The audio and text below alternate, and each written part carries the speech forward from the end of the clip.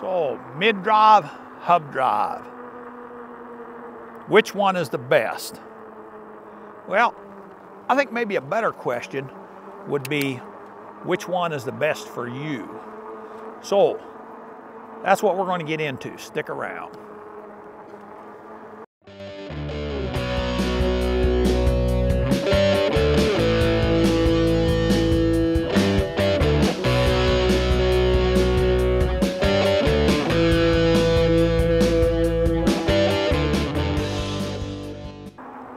Well, hello again, Internet. Welcome back to the channel.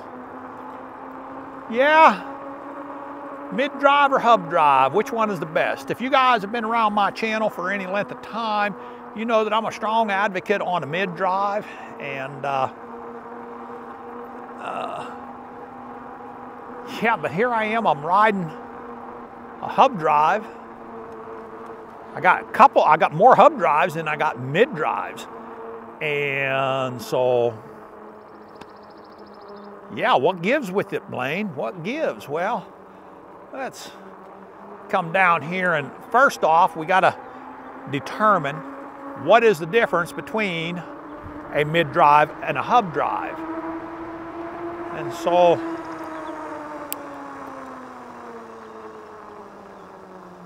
let's talk about that for just a second here. On a hub drive, the motor is powering the back hub, turning the back wheel. That in turn makes it easier for your chain to roll around, and thus easier for you to pedal. On a mid-drive, the motor is up here, right in this case, and it's turning your front chain ring, which in turn is turning your back wheel through the sprockets. So that's kind of how that works. Each has its own advantages and disadvantages. This bike here is what I'm riding today. This is the Hioki Cheetah, and it is a hub drive. It is a hub drive. That's a sharp looking bike, I have to tell you. It is a sharp looking bike. If you notice, we've got a larger seat on this. You can ignore this suspension seat post. That doesn't really mean anything because we got the full suspension on the bike.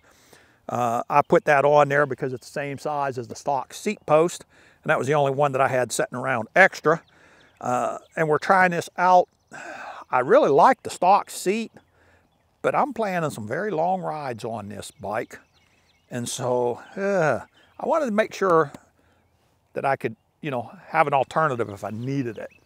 Yeah, like I say, this bike is a hub drive. It is also available as a mid-drive. So, you could have it either way with this bike right here. Now, all that being said, if you're kind of new to e-biking, there's a lot of people that are not really new to e-biking, but they've never rode a mid-drive. What's the advantages of each? Well, let's talk about the advantages. Let's go with a mid-drive first. Let's talk about the advantages of a mid-drive. First and foremost, you are using a mechanical advantage of the gears when you are riding. Let's see, we want to go up that way. We'll have to run pretty fast on that busy road, so we'll go this way here. You're using the mechanical advantage of your gears when you're riding a mid-drive. So you can be down in a low gear, which is a tall, one of the bigger sprockets in the back, and you can climb up a telephone pole with something like that. That's something you cannot do with a hub drive. You take advantage of those gears in the back. So that's an advantage right there. That is actually the main advantage, the main reason that I say if I had to have one bike and one bike only, I think it would need to be a mid-drive.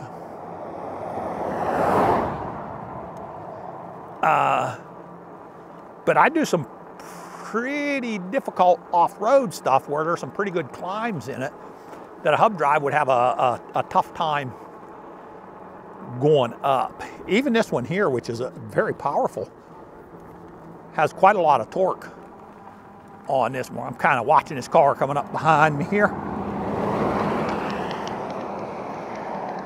So what's some other advantages of the mid-drive? Well, I was just talking about that off-road stuff. You've got your weight centered with a mid-drive because your motor is right in the center, and if you got your battery in the down tube or on the down tube, that's centered up and it's all low.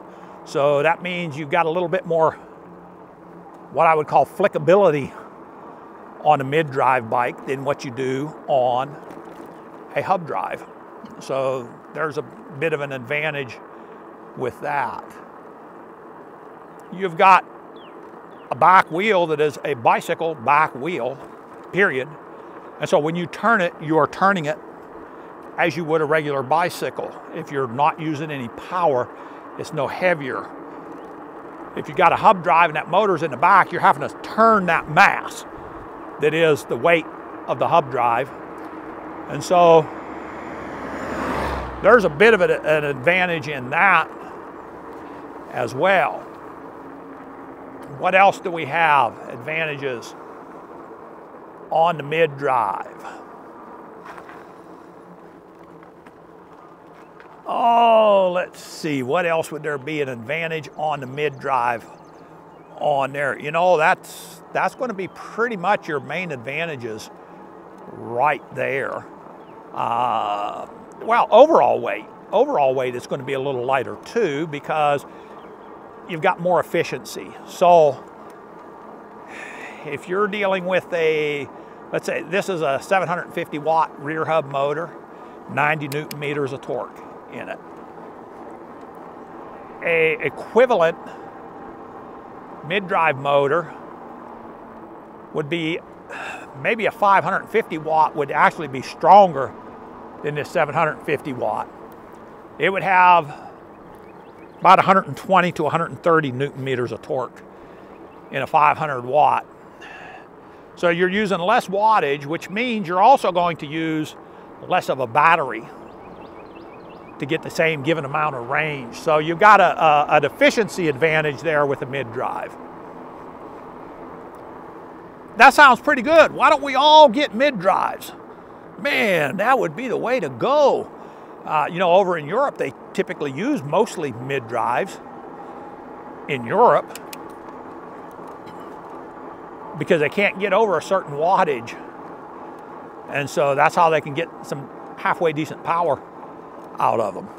But how about the hub drives? Why did I go, if the mid-drives are so great, why did I go out and get hub drives? Why am I planning a nice trip with this hub drive? Well, there's a lot of advantages to having a hub drive as well.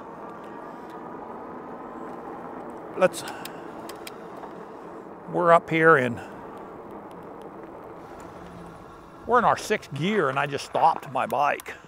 If I were to turn off this motor and try and pedal this bike out in 6th gear, oh my goodness, would I have a time. But it's not a problem here if I just want to hit the throttle until my bike gets rolling a little bit and then start taking over with my pedals. Why, I can do that.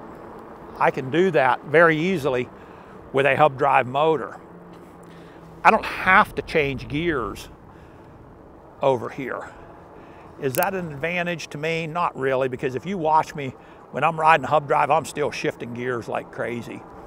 I just always like to be in the most efficient gear. I don't care what kind of bike I happen to be riding, mid-drive or hub drive. I like to be in that most efficient gear. But in a mid-drive, that's kind of a requirement. You have to be in an efficient gear if you are on a mid-drive. So what else would be an advantage for a hub drive? Well, cost. Typically, a mid-drive is going to cost you maybe 50% more. That's a big chunk of change when you're talking bikes between $1,000 and $2,000 in that range. You add 50% of that, that's a lot of money. So that would be an advantage of a hub drive as well. But I have to tell you, the main #1 advantage of a hub drive, and a reason that I'm riding hub drives, is the maintenance schedule on them.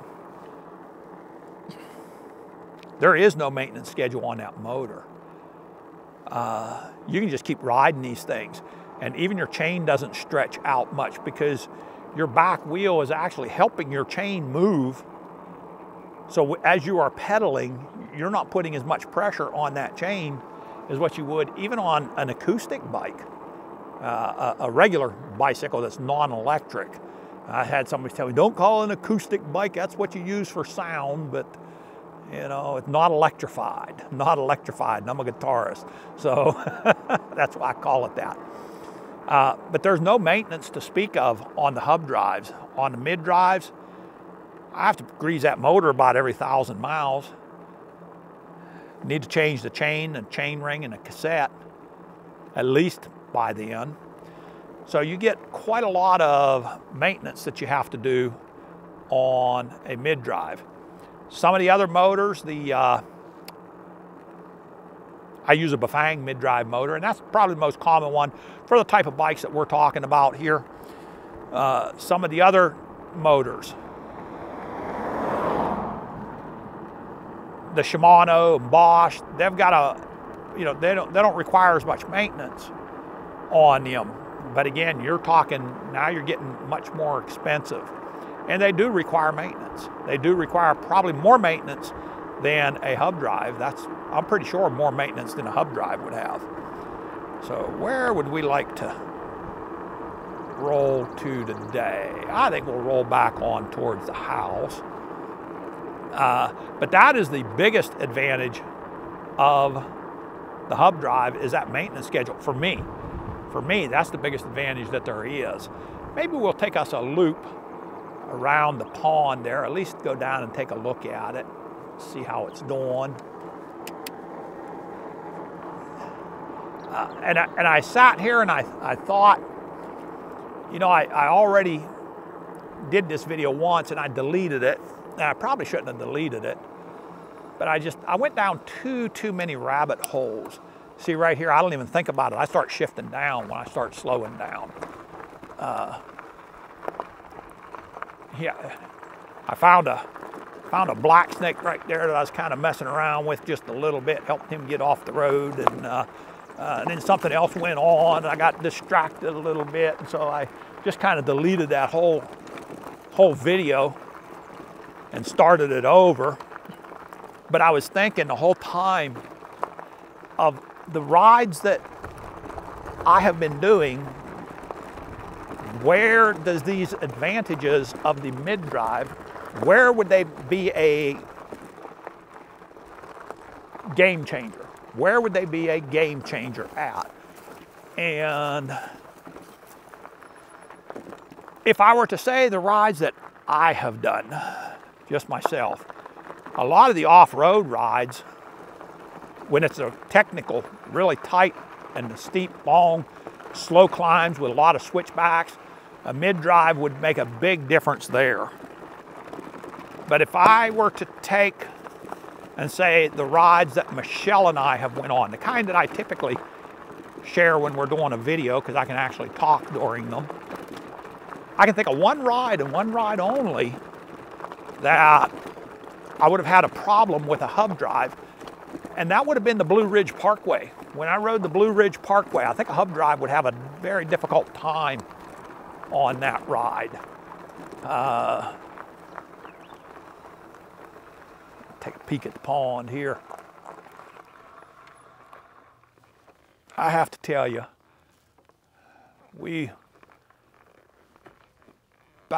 I don't know, maybe, oh, there goes the blue heron. I'm gonna drop this bike. He come out of the swamp over there.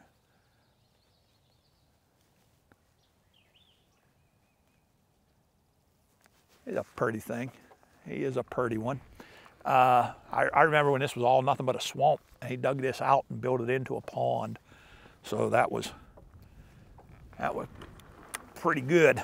Yeah, the Blue Ridge Parkway, I don't think a hub drive could have handled that ride. That was too long and too steep of climbs going through the mountains like that. So I think a mid-drive would be in order there. Where'd my herring go? He ducked down or he take, oh no, he's still over there. You know, that reminds me. I went out the other day, and I'm just going to relay this story, and then we'll do our final thoughts on these two bikes, or two types of bike. But I went out the other day, you know, some of you guys know I have some hawks that hang out there all the time. A family of red shoulder hawks. And they were just raising Cain out there one day, and I turned around, you know, give them an old Yosemite saying, nah, shut up. What are you complaining about? And when I looked out across my pasture, I seen in the other side, there was something with a white head over there. And I said, no, can't be. I thought maybe my eyes were fooling me with the sunlight, and it was a buzzard because they have a lighter head, and there were some buzzards there earlier. But I stepped into the house and got binoculars, and doggone if we didn't have a bald eagle sitting over there in that tree. And that's what them hawks were all raising the cane, so much cane about, was that bald eagle sitting over there. And I grabbed my phone and I tried to get over there close enough to get a picture, but there was no way. He took off as soon as I started heading over that way. So I wasn't able to get a picture of him, but I thought that was pretty cool.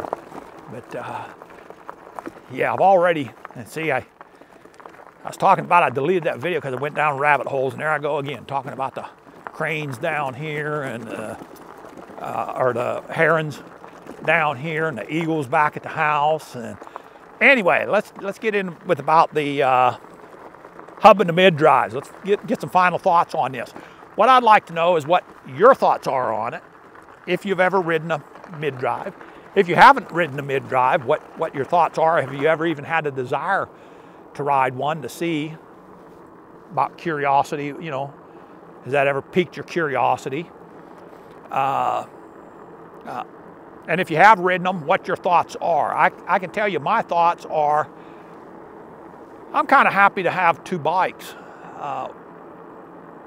You know, we did that one road trip that I had to fix my Trek bike, had to put a new drivetrain, the entire thing on there right before we left. And I had some problems with the parts coming in or something, but so it was getting kind of late. It was getting kind of close to when we were going to be taking off, and I didn't have it done yet. So, you know, I relish the idea of not doing nearly the maintenance on this, and especially when these are the bikes, when Michelle and I go out, that's when we put the mileage on. When I go out off-road, I throw that thing on the back of my car and I go out, and I might ride for a long time, but it might only be 12 or 13 miles when you're on the tighter woods, so you're not putting a high mileage on there. So that's going to really drastically cut down the maintenance schedule that I have on my Trek bike. Instead of, you know, every 8 months, 9 months, let's see if there's any turtles out there. Instead of every 8 or 9 months of greasing up everything, well, maybe I can get by with every 16, 18 months of greasing it by. So yeah, I'm kind of looking forward to riding on these hub drives. So I think that's going to wrap it up. See if I can sneak up on some of these turtles. They're maybe not out this time of the day. So yeah, there's a couple of them out. Try and stay quiet. A couple of them on the log right there. And there they go. They're scampering. But hey, I think that's going to wrap it up on this one right here, Internet. Yeah, put your comments down below. What's your thoughts between a hub drive and a mid drive? And we'll catch you on the next one. And hey, till the next time, Southern E-Biking telling you, stay safe, God bless, and keep the wheels rolling. Once again, we're out.